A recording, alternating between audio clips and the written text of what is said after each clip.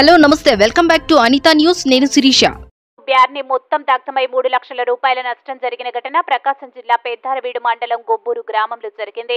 ఇక వివరాల్లోకి వెళ్తే గొబ్బూరు గ్రామానికి చెందిన వెన్న పొద్దిపోలిరెడ్డి బ్యార్ని నందు పొలం నుండి కోసుకొచ్చిన పొగాకుకు కర్రలకు కట్టి బ్యార్నీలో కాలుస్తుండగా కర్ర జారి మొద్దు గొంటపై పడడంతో ఈ ప్రమాదం జరిగిందని యాజమాని తెలిపాడు.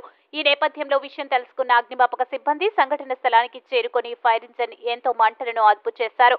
అదను కాలంలో కష్టపడి పండించిన పొగాకు అగ్నికి ఆహుతి కావడంతో పొగాకు రైతులు లబోదిబోమంటున్నాడు.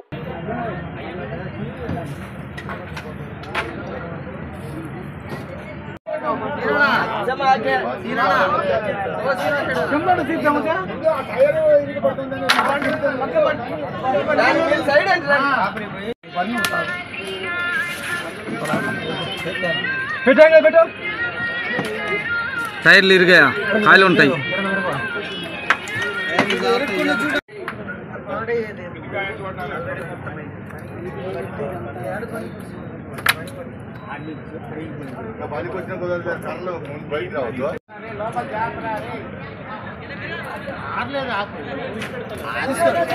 అవునా లైట్ లోపలికి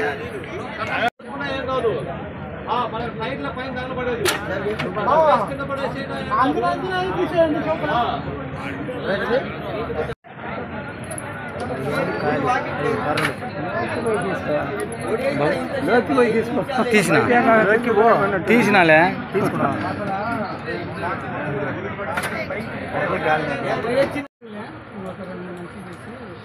పండు లేదు సార్ చెప్తాను.